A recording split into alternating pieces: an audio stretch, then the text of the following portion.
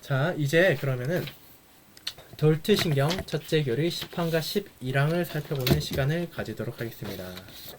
돌트신경 첫째 교리 제 10항 하나님의 선하신 기쁨의 기초를 둔 선택 5에 대한 반박 3번에 대한 문제를 보도록 하겠습니다. 오늘 문제는 조금 많습니다. 그러니 주의를 기울여 주시고 살펴주시기 바랍니다.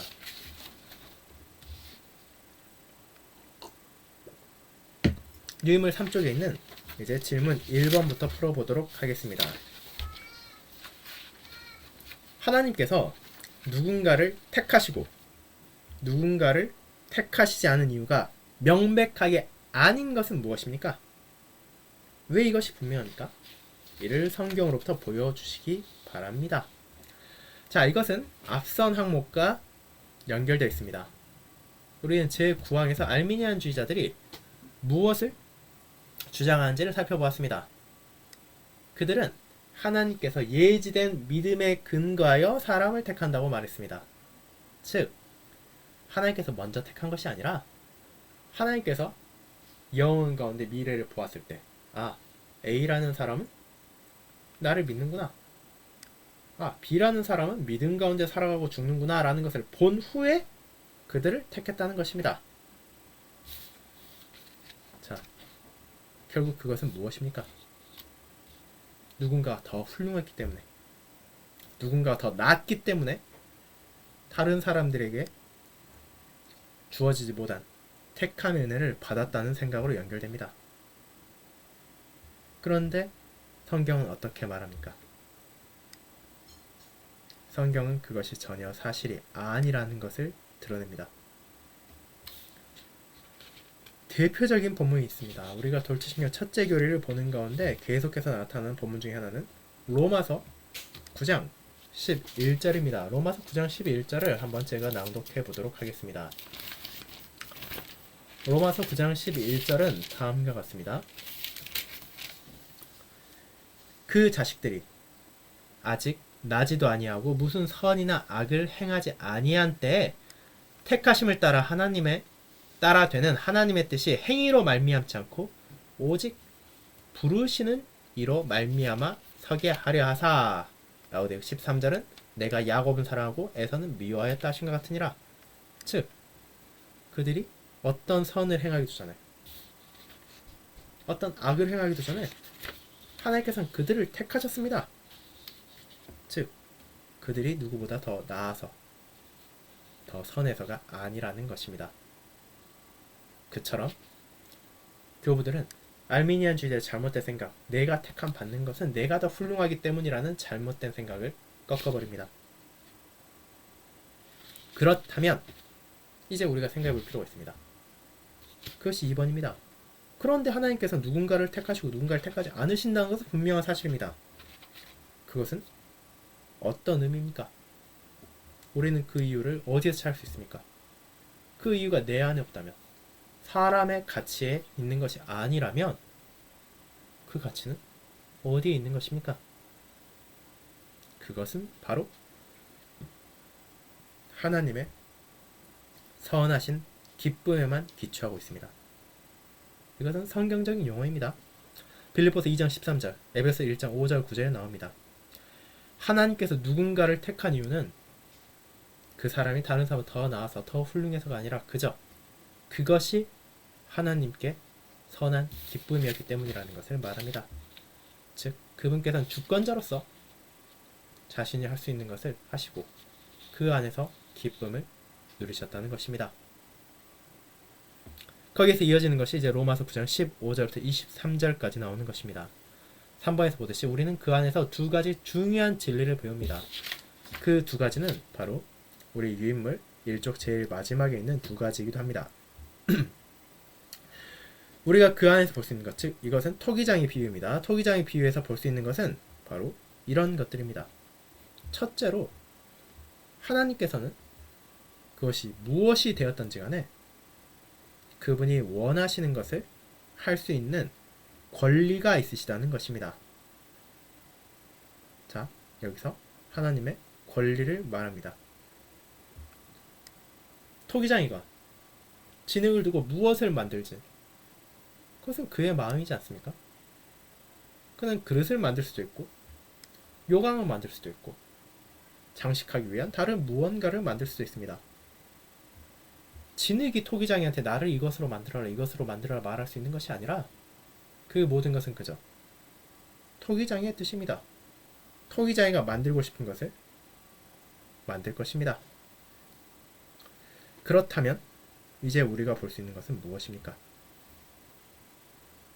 자, 두 번째로 나오는 하나님께서 무엇이든 그분께서 원하시는 것을 행한다는 것입니다. 자, 하나님께서 무엇이든지 원하는 것을 행하신다. 즉 이것은 앞선 것과 연결되는 것인데 하나님의 뜻이 주권적이라는 것입니다. 그 누구도 하나님께 무엇을 해라, 무엇을 하지 말아라라고 말할 수 없다는 것입니다.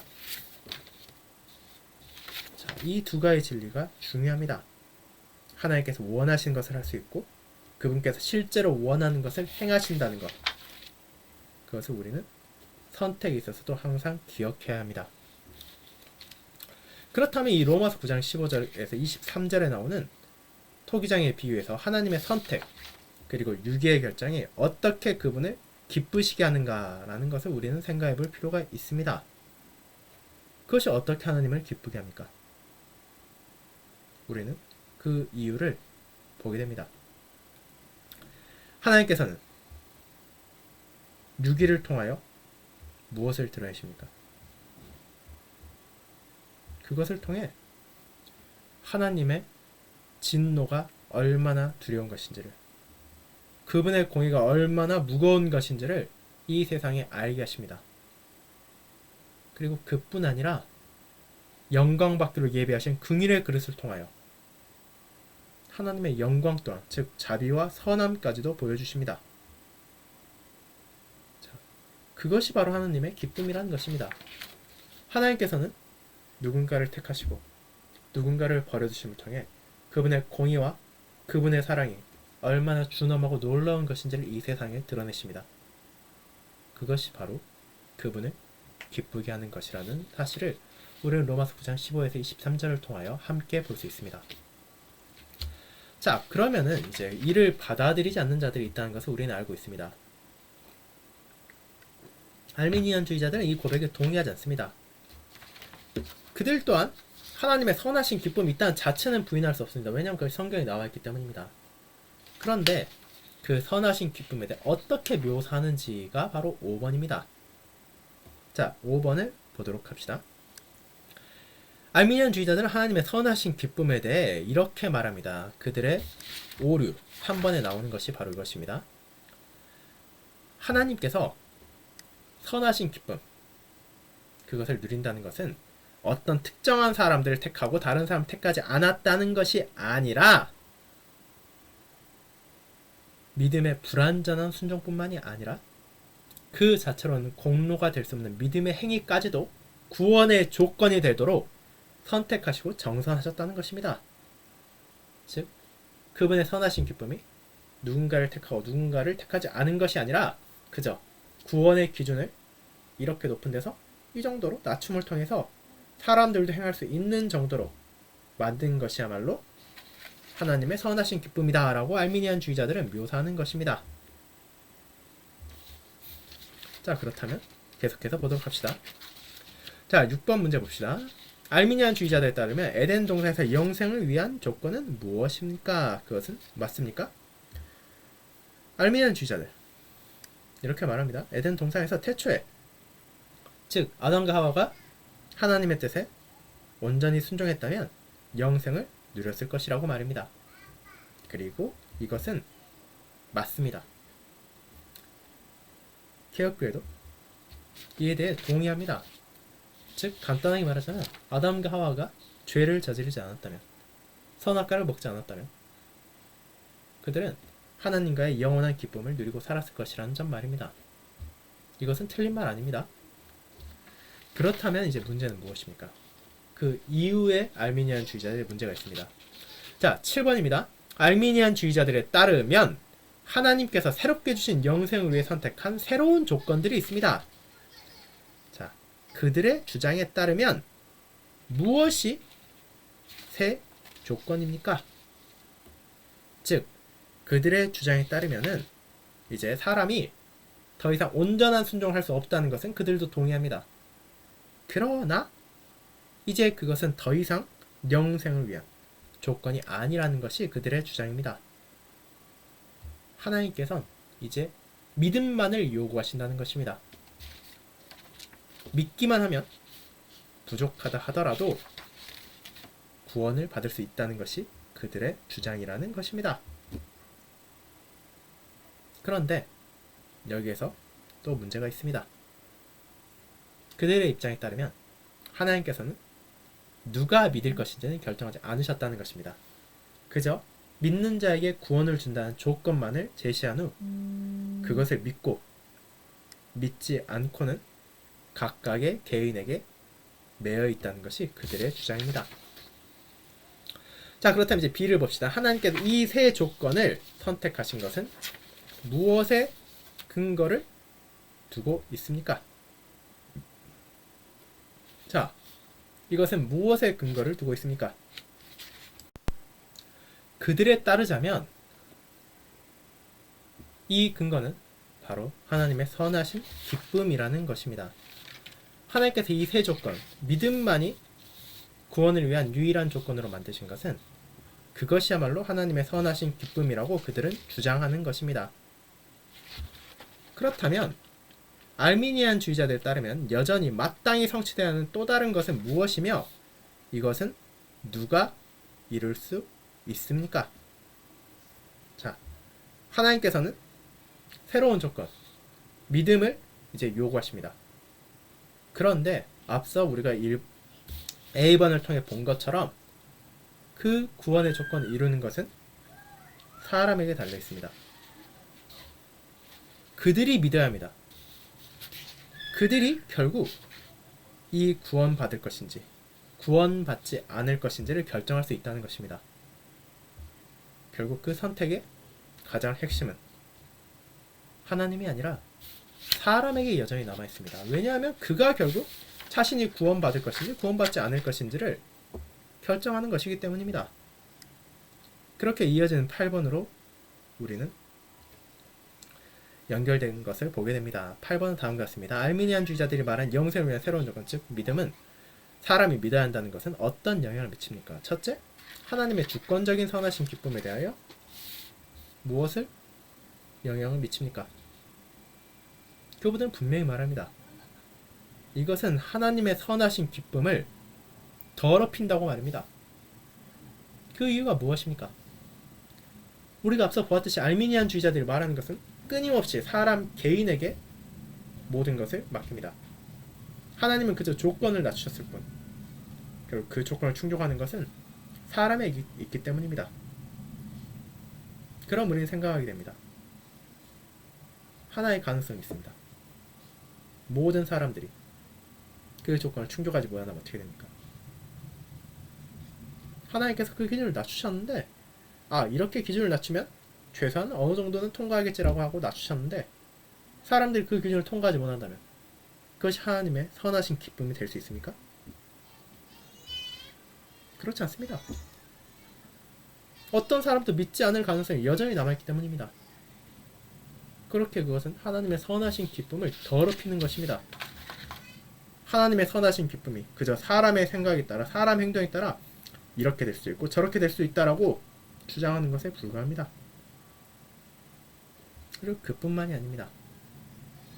그리스도의 공로의 효과에 대해서도 이것은 아주 큰 영향을 미칩니다. 그리스도의 공로의 효과는 무엇입니까?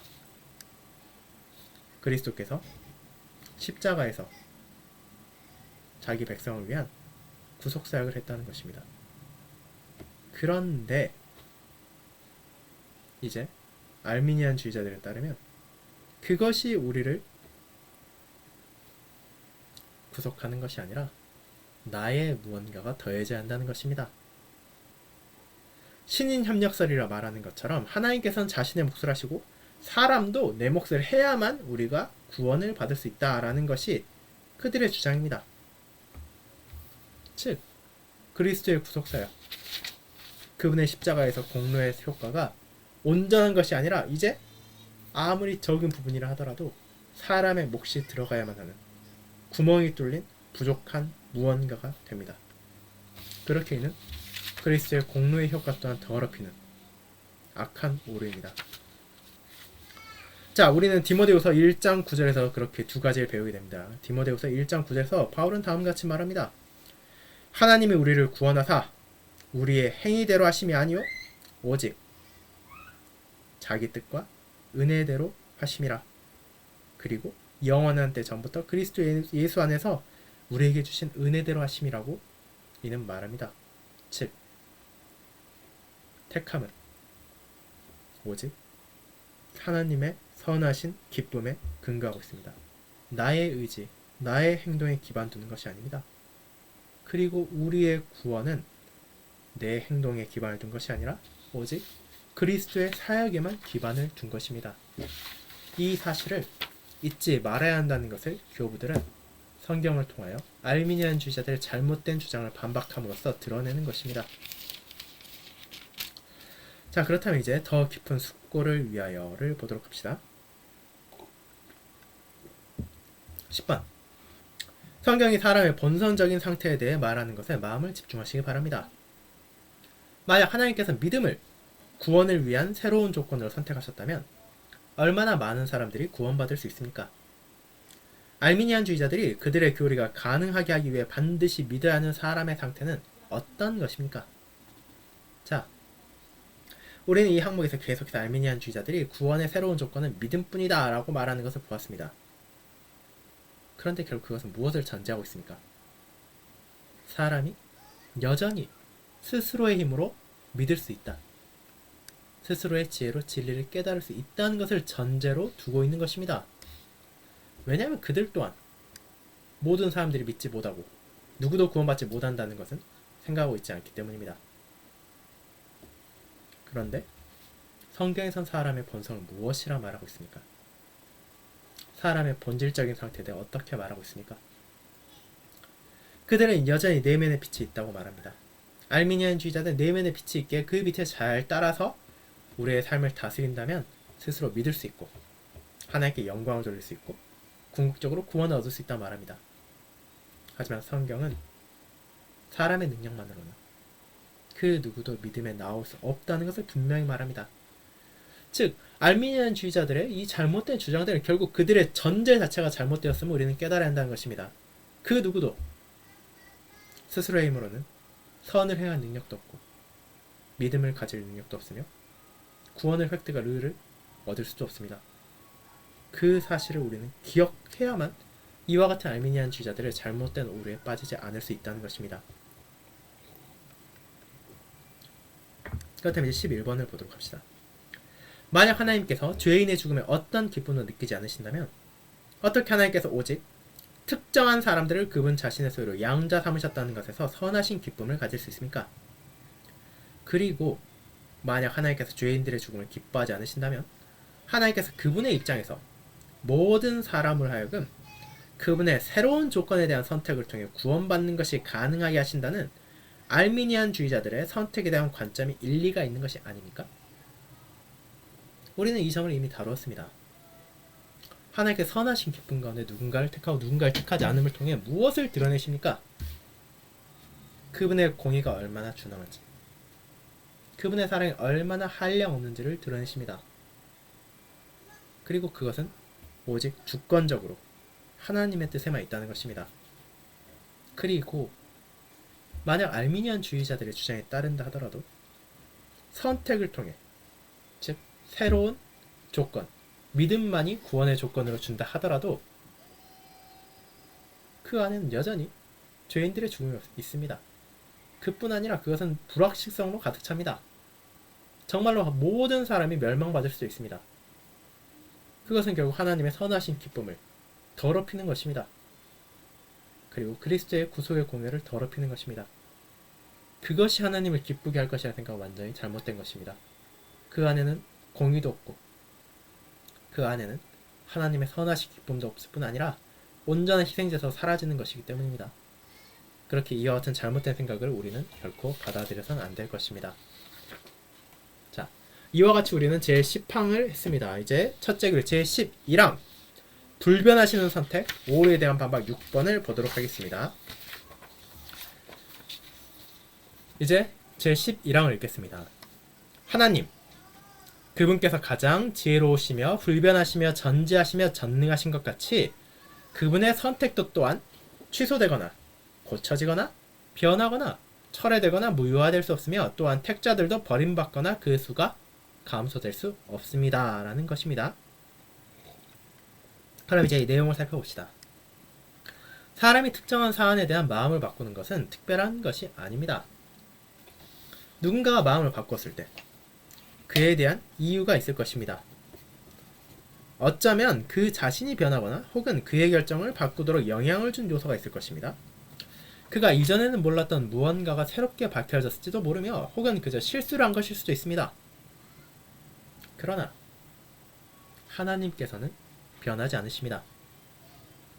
그분의 존재가 변하지 않으며 그분의 덕목이 변하지 않을 뿐 아니라 그분의 계획과 말씀도 변하지 않습니다. 그와 같은 이유로 그분의 결정 또한 변하지 않습니다. 하나님의 말씀에서 무엇이 선포되는지 들어보시기 바랍니다. 주께서 옛적에 땅의 기초를 놓으셨사오며 하늘도 주의 손으로 지으신 바니이다. 천지는 없어지려니와 주는 영존하시겠고 그것들은 다 옷같이 낡으리니 의복같이 바꾸시면 바뀌려니와 주는 한결같으시고 주의 연대는 무궁하리이다. 시편 102편 25에서 27절입니다. 나 여호와는 변하지 아니하나니 그러므로 야곱의 자손들아 너희가 소멸되지 아니하느니라. 말라기 3장 6절입니다. 온갖 좋은 은사와 온전한 선물이 다 위로부터 빛들의 아버지께로부터 내려오나니 그는 변함도 없으시고 회전하는 그림자도 없으시느니라. 야고보서 1장 17절입니다. 하나님은 약속을 기업으로 받는 자들의 그 뜻이 변하지 아니함을 충분히 나타내시려고 그 일을 맹세로 보증하셨나니 이는 하나님이 거짓말을 하실 수 없는 이 두 가지 변하지 못할 사실로 말미암아 앞에 있는 소망을 얻으려고 피난처를 찾은 우리에게 큰 안위를 받게 하심이라. 히브리서 6장 17절 말씀입니다. 이 모든 것을 통해 드러나는 것은 무엇입니까? 하나님은 사람과 달리 어떤 방식으로도 변하지 않으신다는 것입니다. 이제 우리는 하나님께서 그분의 존재 방식, 그분의 본질, 속성, 권능, 영혼에서는 변할 수 없지만 그분의 뜻은 바꿀 수 있다는 누군가의 말, 즉 알미니안주의자들의 말을 보게 됩니다. 자, 이 알미니안주의자들은 이렇게 말합니다. 하나님께서 특정한 사안에 있어서는 그분의 뜻, 의지를 바꿀 수 있다고 말입니다. 그것이 왜 중요합니까? 이제 생각해 보도록 합시다. 사람은 지혜를 더 키워나갈 수 있습니다. 모르던 것을 알 수 있습니다. 그렇게 과거에 내렸던 결정에 대해 의지를 바꿀 수 있습니다.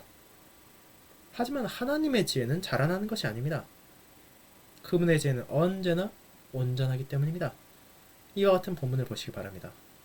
그는 마음이 지혜로우시고 욥기 9장 4절입니다. 다니엘이 말을 이르되 영원부터 영원까지 하나님의 이름을 찬송할 것은 지혜와 능력이 그에게 있음이로다. 다니엘 2장 20절입니다. 깊도다 하나님의 지혜와 지식의 풍성하며 그의 판단은 헤아리지 못할 것이며 그의 길은 찾지 못할 것이로다. 로마서 11장 33절입니다. 사람은 그가 이전에 알지 못했던 것을 배움으로써 사안을 더 밝게 할 수 있습니다. 그런데 하나님은 모든 것을 아십니다. 즉 예로부터 이것을 알게 하시는 주의 말씀이라 함과 같으니라. 사도행전 15장 18절. 이 일을 누가 행하였느냐, 누가 이루었느냐, 누가 처음부터 만대를 불러내었느냐. 나 여호와라. 처음에도 나요, 나중 있을 자에게도 내가 곧 그니라. 이사야 41장 4절입니다. 이와 같이 하나님은 모든 것의 시작에서부터 그 끝까지도 아십니다. 그분께서는 전지하시며 모든 것을 아십니다. 왜냐하면 그분의 전지하심으로 인해 하나님의 의지는 무언가 새로운 것을 발견하거나 더 밝게 알게 됨을 통해 변화하지 않습니다. 왜냐하면 하나님께서는 모든 것을 영원 전부터 아시기 때문입니다. 사람은 그가 판단을 잘못 내렸기 때문에 결정을 바꿀 수도 있습니다. 하지만 하나님은 그렇지 않으십니다. 그분께서는 결코 나중에 후회할 결정을 내리지 않으십니다. 이것을 부정한다는 것은 하나님께서 완전하지 않다고 말하는 것이며 비성경적일 뿐 아니라 심지어 모욕적인 생각입니다. 이제 보십시오. 하나님의 도는 완전하고 여호와의 말씀은 진실하니 사무엘하 22장 31절입니다. 그는 반석이시니 그가 하신 일이 완전하고 신명기 32장 4절입니다. 즉 하나님께서는 그분께서 뜻하시는 바에 있어 오류를 범하지 않으시며 그러므로 그분께서는 자신의 의지를 바꾸시지 않으신다는 것입니다. 자, 그렇다면 또 다른 이유를 봅시다. 사람이 그의 마음을 바꾸는 또 다른 이유도 아직 있습니다. 그것은 그의 능력이 바뀔 수도 있기 때문입니다. 그가 결정을 내렸을 때 가능하던 일이 이제 더 이상 할 수 없게 되었을 때 그는 마음을 바꾸게 될 것입니다. 그리고 그 반대의 경우도 종종 생깁니다. 하지만 이런 관점에서 하나님은 변할 수 없습니다. 왜냐하면 영원부터 하나님께서는 언제나 전능하시기 때문입니다. 그분께서 원하시지만 할 수 없는 일은 존재하지 않습니다. 왜냐하면 영원부터 하나님께서는 언제나 전능하시기 때문입니다. 그분께서 원하시지만 할 수 없는 일은 존재하지 않습니다. 그러면 이 관점에서도 하나님은 변하지 않으십니다. 다음 같은 본문들이 이를 지지합니다. 하나님으로서는 다 하실 수 있느니라. 마태복음 19장 26절. 대저 하나님의 모든 말씀은 능하지 못하심이 없느니라. 누가복음 1장 37절입니다. 이와 같은 이유로 교우들은 하나님께서 가장 지혜로우시며 전지하시며 전능하심을 고백했습니다. 하나님께서는 지혜나 지식, 권능이 늘어나거나 줄어듦으로 인해 변하지 않으십니다. 그분께서는 영원히 동일하십니다. 하나님께서 영원히 동일하시기에 그분의 뜻과 선택도 영원부터 영원까지 동일합니다. 그분의 뜻은 신실하며 그분께서 영원부터 세우신 계획은 분명하게 실행됩니다. 다시 한번 성경 말씀을 보도록 합시다. 너희는 옛적 일을 기억하라. 나는 하나님이라 나 외에 다른 이가 없느니라. 나는 하나님이라 나 같은 이가 없느니라. 내가 시초부터 종말을 알리며 아직 이루지 아니한 일을 옛적부터 보이고 이르기를 나의 뜻이 설 것이니 내가 나의 모든 기뻐하는 것을 이루리라 하였노라. 내가 동쪽에서 사나운 날짐승을 부르며 먼 나라에서 나의 뜻을 이룰 사람을 부를 것이라. 내가 말하였은즉 반드시 이룰 것이요 계획하였은즉 반드시 시행하리라. 이사야 46장 9에서 11절입니다.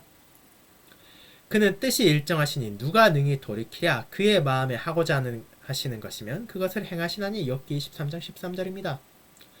모든 일을 그의 뜻의 결정대로 일하신 이의 계획을 따라 우리가 예정을 입어 그 안에서 기업이 되었으니 에베소서 1장 11절입니다.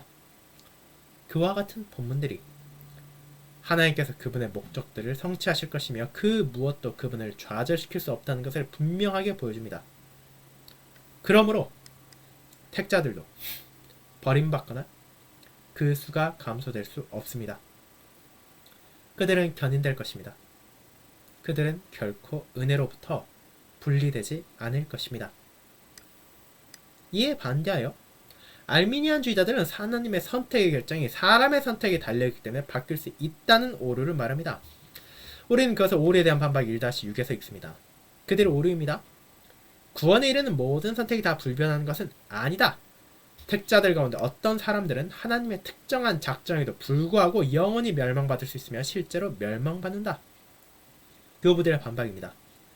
이 엄청난 오류는 하나님을 변덕스러운 분으로 만들며 신자들이 그들의 선택에 대한 확신으로부터 얻는 위로를 파괴하고 택자들은 미혹될 수 없다는 성경 말씀과 반대됩니다. 나를 보내신 이의 뜻은 내게 주신 자 중에 내가 하나도 잃어버리지 아니하고 또 미리 정하신 그들을 또한 부르시고 부르신 그들을 또한 의롭다 하시고 의롭다 하신 그들을 또한 영화롭게 하셨느니라. 우리가 앞서 본 것과 같이 알미니안주의자들은 하나님의 선택이 사람의 의지에 대한 값을 치른 것이란 주장을 고수하고 있습니다. 하나님께서는 선택을 하실 수 있지만 사람이 그것을 좌절시킬 수 있습니다.